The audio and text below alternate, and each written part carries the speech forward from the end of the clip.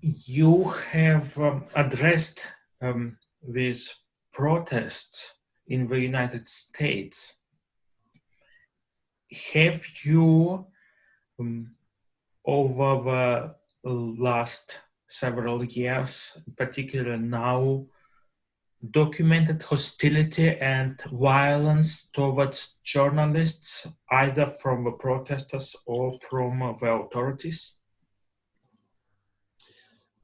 Yeah, so I think this is an interesting question, and this is a problem that's been happening in the United States, generally speaking. So I guess I'll first start with activists. What's interesting is that there is broadly speaking, there are some people who have hostilities towards media on both the left and the right. Donald Trump has certainly inflamed anti-press rhetoric and brought it a little bit more into the mainstream. So it's sort of common to have people, for example, yelling like fake news, fake news. So, just as an example, a few weeks ago, I was filming a confrontation between people who were supporting a Confederate monument and people who wanted it taken down in the state of Georgia. And I was taking photographs of there was a person who had a shirt on the right-wing side.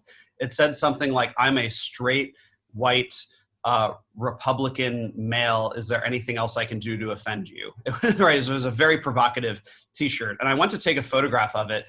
And the guy actually went to like smack the camera basically. And I was like, whoa, whoa, whoa, whoa, right. Right. And then he then tried to do the same thing to a female journalist. So I haven't faced enormous violence directed at me specifically, but those sorts of moments, that kind of hostility, the automatic assumption that I must be sort of against them or something, I think that that's sort of been inflamed in the last few years. There also, to some extent, can be people on the left who are hostile or worried about people filming them, especially as it relates to like their faces. So I sometimes say that I actually feel more comfortable at events when people are masked, because when people are wearing masks, they're not as concerned that, they could be filmed and have their face seen and get them, in trouble or something. So, there is, to some extent, there are people on activist sides who can be bothered by media. But I think it's important to note that, like, activists tend to want their message heard. So I find myself actually mostly, not antagonized upon by most activists, because if you're willing to go out in the street to yell about or fight about some particular subject, you probably want to spread that message. And the cameras are really the way to do that. So I tend to find that it is pretty rare for activists of any flavor to explicitly want to attack the media. Police, on the other hand, are a little bit different. So at the beginning of the sort of unrest that's happened this summer, so following the death of George Floyd, I was filming protests here in Washington, D.C. And on the second night of those protests, I was shot twice with pepper rounds. They basically come out sort of like almost like a paintball gun, except they explode and have a sort of chemical impact once they hit you. So it left, a welt on my shoulder, but then, it also sort of blinded me for about 5 minutes. That happened twice on the second night. And on the third night, I was actually shot square in the forehead with a rubber bullet by the police. That left a half golf ball size sore out of my head. And I actually didn't, I ended up skipping the following night. Was a really big and kind of historical night for activism in Washington, D.C. And I didn't go out to it because I thought that I might have had a concussion. And to this day, I don't know whether I did or not. But the question is, are the police targeting you specifically because you're press, or are they just sort of spray and pray, is the joking way that I would describe just, firing munitions into a crowd without placing your target? To a certain extent, it almost doesn't matter. It's my opinion that anybody handling any kind of a firearm or a weapon really should be aware of where they're placing their shot. And that includes non-lethal munitions, right? So I don't think it's acceptable for a police officer to shoot at a journalist, because on the one hand, if they know they're a journalist, then they're targeting you for exercising your First Amendment right to film them. And on the other hand, if they're accidentally shooting you, then they're firing without knowing where their shot's going to be placed. They're just indiscriminately firing without knowing their target. And in my mind, that's unacceptable as well. So, I think that there tends to be more of a police crackdown on media, especially in situations where the police themselves are acting in a way that they might find inconvenient to have filmed. But it can be very hard to find accountability for that sort of thing. I will absolutely never know the name or identity of the police officers who shot those things at me. So, there's nothing I'll essentially be able to do about it other than just continue to report and talk about that sort of thing when it happens. I have interviewed the journalist Wyatt Reed about the protests in Portland, and he talked to me about how he was injured by the police, and from what I have seen, something similar happened to him when he was covering the protests in Washington, D.C. Mm-hmm. You have spoken about the Charlottesville Unite the Right rally, where Heather Heyer was murdered. Yes. And you have spoken about the conduct of the police, how they did not separate the opposing protesters. Mm-hmm. I asked professor and author of The End of Policing, Alex Vitale, about the conduct of the police with right-wing and left-wing protesters. Mm-hmm. Do you believe it was just a failure to act properly? Do you believe police are just trying to do their best, or do you see, like Professor Vitale, a different approach with right-wing protesters and with left-wing protesters, whom they consider generally more of a threat, in his view? Right. So speaking specifically on Charlottesville, I mean, I think there were a ton of failures that day, which I've of course I filmed, and I was an associate producer of the PBS film Charlottesville, which won an Emmy, and I would encourage people to watch that if you can. For a much more detailed explanation of this. But to put it very simply, there were a ton of police failures on the day of Unite the Right, which was August 12, 2017. Among them, the police didn't position themselves between the two sides. The Charlottesville police were theoretically leading in command that day. However, there were way more state police present, and the two agencies didn't have their radios synchronized. So even though state police and local police were physically next to each other, they actually weren't communicating with one another, which meant that they basically with lack of communication of any sort, they couldn't really coordinate responses. And also, so they didn't step in the middle of the violence at all.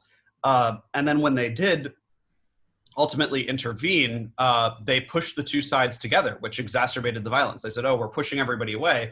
They pushed the right-wing side toward the left-wing side. So that didn't quell the violence at all. And of course, as we know, Heather Heyer died, and then two helicopter pilots died as well. So that was a unique situation. I've seen some other situations like it where the police let two sides fight, and then once the violence escalates to a certain point, they step in. I witnessed that in Georgia, a month ago, of course, without fatality, but it very well could have been a lot of people fighting and other people there with guns. So these situations can certainly be dangerous. But more broadly speaking, I think that the asymmetry between the way that the police treat the left and the right is attributable to a couple of factors. So some people will basically just claim, well, the police tend to prefer the right. That might be true to some extent, right? I have filmed, for example, in Washington, D.C., in a fight between Proud Boys, which is sort of a right-wing, some would say a gang. They would call themselves a social club. But in a fight between them and the Revolutionary Communist Party, which was setting an American flag on fire, following a fight, multiple people arrested, 2 police officers supposedly injured. As I filmed the Proud Boys walk away, one of the Proud Boys actually got like a fist bump with the police. Like the police were basically like, you know, offering their sort of support. So in a moment like that, it was pretty clear who the police liked.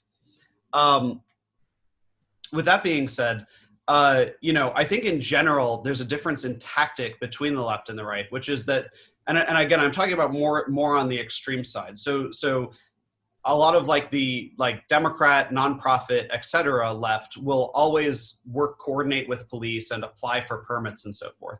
But when it comes to the further left, anti-fascists, most socialists, et cetera, those people don't believe in working with the police. Like it's a core sort of value to not apply for permits, to not get sort of permission, basically just to act and to not act in cohort with the police. And so I've seen situations where, for example, people will gather on the left, police will go up to them and actually try to say, you know, can we work together? Can you tell me your route so that we can cut off traffic and make sure that you don't intersect with any traffic, that kind of thing. And it's pretty common for leftists to say, like, no, we will not collaborate with you. We don't talk to cops. On the right-wing side, you have a lot more usually support for the police, to the point of almost like imitating the police. Like literally, you'll have people who physically are dressing up like police officers and soldiers, kind of emulating them.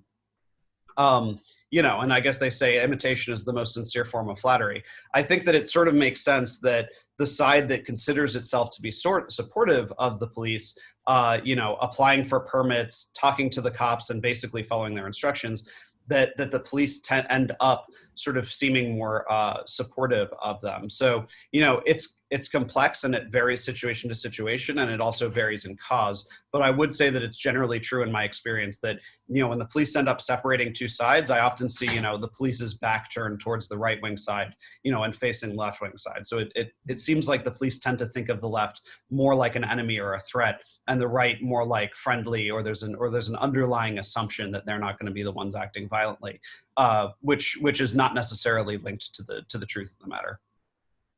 You said that the police officers were supposedly injured. Have you, over your work, documented people lying, deceiving, and how has that played out for you, and what were the consequences? Well, I tend to find that there usually isn't a ton of narrative explanation of situations from police. They tend to be very tight-lipped on scene. It's usually very difficult for me to interview police officers. It's happened a few times, but usually they won't say anything, and often I don't even try. And similarly, after situations, usually police statements are extremely vague. So in the case of the situation I was talking about, leftists set a couple of American flags on fire. And, you know, there was basically a very generic statement that said that 2 police officers went to the hospital with minor burn injuries. The reason I guess I said supposedly is, you know, when I reviewed my footage, I saw one police officer seemed to turn around like, you know, perhaps in pain or trying to get away from the fire. It looked like maybe one was. It was hard for me to find it. I don't necessarily dispute that it happened. But I just can't know. And they don't tend to release a ton of information. For example, you know, I don't think I'd ever be able to find get or access a photograph of what happened. And it's also sometimes extraordinarily hard to actually get access to body camera footage. You know, we had a situation last week where police shot somebody in Washington, D.C., and they actually released the body camera footage about 12 hours later, presumably because they believed that the body camera footage would show that the shooting was justified. Of course, if you actually watch it, you know, this was the shooting of Deon Kay, if people want to look into it. If you actually watch that footage, you know, many people who were protesting the night of that shooting would still say, you know, we still don't think that shooting was justified. The police, and from their point of view, they thought that the body camera footage would help them.